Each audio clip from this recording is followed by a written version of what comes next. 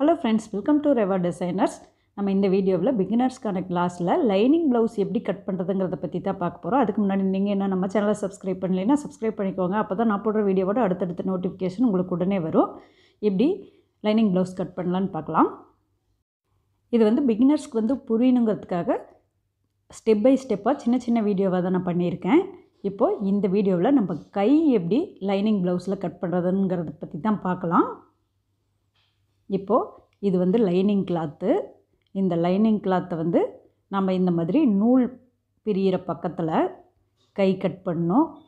2 கரை இருக்குது பார்த்திங்களா, இந்த கரையும் ஒன்றா சேர்த்து இப்படி மடித்து போட்டு இப்படி 4ஆக மடித்து போட்டுக்கலாம். இப்போது நம்ம 4ஆக மடித்து போடுறது எல்லாரோட அளவு ப்ளவுஸ்க்கும் சரியாக இருக்கும் அப்படிங்கிற மாதிரி நம்மளால் சொல்ல முடியாது.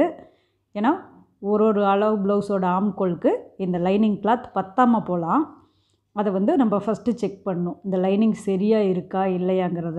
இப்போ இதை வச்சு பார்த்தோம்னா இந்த லைனிங் கிளாத்தோட அளவு கொஞ்சம்தான் இருக்குது. நம்ம தையல் போடுறதுக்கு அவ்வளோவா இது பத்தாது. ஸோ நம்ம இதுக்கு ஜாயின் போடணும். இதுக்கு ஜாயின் போடுறதுக்கு நான் ஒரு ஈஸியான மெத்தட் சொல்கிறேன். அதாவது 4 பக்கம் நம்ம ஜாயின் போட்டுட்ருக்க வேண்டியதெல்லாம் இல்லை. இந்த மாதிரி கரை இருக்குது பார்த்திங்களா, இந்த கரை இருக்கிற பக்கத்தை நம்மளுக்கு எவ்வளோ தேவையோ இந்த மாதிரி தள்ளி போட்டுக்கலாம். இப்போ இதில் இன்னொரு ப்ளஸ் பாயிண்ட் என்னென்னா, இந்த கரை இருக்கிற பக்கத்தில் நம்ம ஜாயின் போட்டோம்னா இதுதான் பேக் சைடு போக வேண்டிய பார்ட்டு. இன்னொன்று முன்கைக்குழி வெட்டுற பார்ட்டுங்கிறது நம்மளுக்கு ஈஸியாக தெரியும். இப்போ நம்ம தள்ளி மட்டும் இதை இப்படி வச்சுக்கலாம். அதுக்கப்புறம் யூஸ்ஃபுல்லாக நம்ம கை வெட்டுற மாதிரி மார்க் பண்ணிக்கலாம். அதாவது கைக்கு வந்து இந்த பக்கம் ஒரு 1/2 இன்ச் நம்ம மடக்கி அடிக்கிறதுக்கு லைனிங்கையும் நம்ம ப்ளவுஸ் பீஸையும் சேர்த்து மடக்கி திருப்பி தான் விடுவோம். அதனால் 1/2 இன்ச் விட்டால் போதும். அதேமாதிரி ஷோல்டர் பக்கத்தில் ஒரு 1/2 இன்ச் தேய்க்கிறதுக்கு அதோட ஆம்கோல் பக்கத்தில் அளவு ப்ளவுஸில் எவ்வளோ இருக்கோ, அதாவது அளவு ப்ளவுஸில் தையல் போட்டிருப்பாங்க, அந்த தையல் போட்டிருக்கிற அளவுக்கு ஒரு 1/2 இன்ச் சேர்த்து நம்ம எடுத்துக்கலாம். இதுதான் இப்போ மார்க் பண்ணியிருக்கிறது இந்த கையோட அளவு. இந்த கையோட அளவு நம்ம யூஸ்ஃபுல்லாக எப்படி கை வெட்டுவோமோ அது மாதிரி ஒன்று சேர்த்திக்கலாம். இந்த 2 பாயிண்ட்டையும் இப்போ இந்த 2 பாயிண்ட்டையும் நம்ம ஜாயின் பண்ணிக்கலாம். இப்போ நம்ம ஜாயின் பண்ணி இருக்கிற அளவு வந்து இந்த மாதிரி கரெக்டாக அப்படி ஒரு ஆர்க் மாதிரி வரைஞ்சி நம்ம ஜாயின் பண்ணிக்கலாம். அவ்வளோதான். இப்போ நம்மளுக்கு கை வந்து மார்க் பண்ணியாச்சு.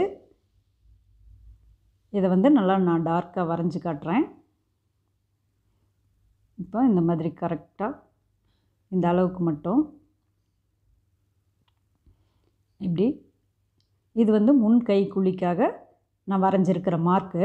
ஆக்சுவலாக இதை இந்த பீஸில் கட் பண்ணக்கூடாது. இந்த பெரிய பீஸ் நம்ம ஜாயிண்ட் இல்லாத பீஸில் தான் அதை கட் பண்ணணும். இது வந்து தையலுக்காக போடுற மார்க்கு. இப்போ இது வந்து நம்ம எக்ஸ்ட்ரா ஜாயிண்ட் போட வேண்டிய அளவுக்கு இந்த பீஸ்லேயே விட்டுருக்கிற துணி. இப்போ இதை கட் பண்ணி எடுத்துக்கலாம். இதை வந்து கரெக்டாக இந்த மாதிரி ஃபுல்லாக கட் பண்ணி எடுத்துக்கலாம். இந்த சென்டர் பாயிண்ட்டை கட் பண்ணிக்கலாம். இந்த மாதிரி இதுதான் நம்மளுக்கு சென்டர் பாயிண்ட்டு.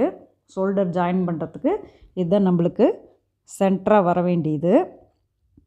இப்போ இந்த முன் கைக்குழி வெட்ட போகிறது இந்த ஜாயிண்ட் இல்லாத பீஸில் நம்ம முன் கைக்குழி வெட்டணும். அப்போ நம்மளுக்கு கரெக்டாக தெரியும். நம்ம முன் கைக்குழியை மாற்றியே வைக்கவே வேண்டியதே இருக்காது. ஏன்னா ஜாயின் போட்ட பீஸ் தான் பேக் சைடு போகும். நம்ம அதை தைக்கும்போது எப்படி ஜாயின் போடுறதுன்னு நான் சொல்லிடுறேன். இப்போ இவ்வளோ தான் இந்த ப்ளவுஸோட கையோட அளவு. இப்போ இதில் நம்ம கை கட் பண்ணியாச்சு.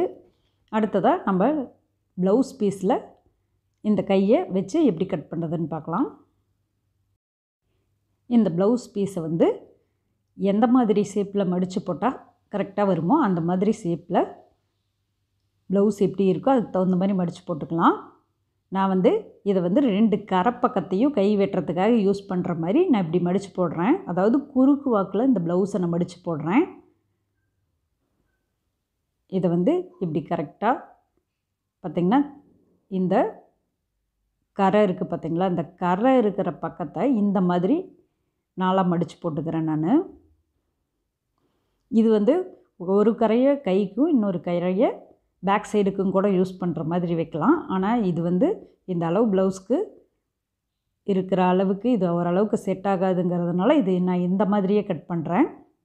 இப்போ 2 கரை இருக்கிற பக்கத்தை இப்படி மடித்து இந்த மாதிரி மடித்து போட்டால் இதில் கை வெட்டிட்டு பேக் சைடு அட்ஜஸ்ட் பண்ணுற மாதிரி வரும். இப்போ இதை வச்சு இந்த மாதிரி கை கட் பண்ணிக்கலாம். இப்போ இவ்வளோ தான், நம்ம கை கட் பண்ணியாச்சு. இது வந்து பிகினர்ஸ் வந்து பழகிறதுக்கான கிளாஸு. ஸோ இது வந்து ஸ்டெப் பை ஸ்டெப்பாக பார்த்துக்கலாம். அதனால் ஒரு ஸ்டெப்பும் எப்படி கட் பண்ணுறதுங்கிறத நான் தனித்தனி வீடியோவாக தான் பண்ணியிருக்கேன். ஸோ நீங்களும் இதை ட்ரை பண்ணி பாருங்கள். இந்த வீடியோ உங்களுக்கு பிடிச்சிருந்தால் லைக் பண்ணுங்கள், ஷேர் பண்ணுங்கள், சப்ஸ்கிரைப் பண்ணுங்கள். மறக்காமல் பெல் பட்டன் ப்ரெஸ் பண்ணிக்கோங்க. தேங்க்யூ. தேங்க்ஸ் ஃபார் வாட்சிங்.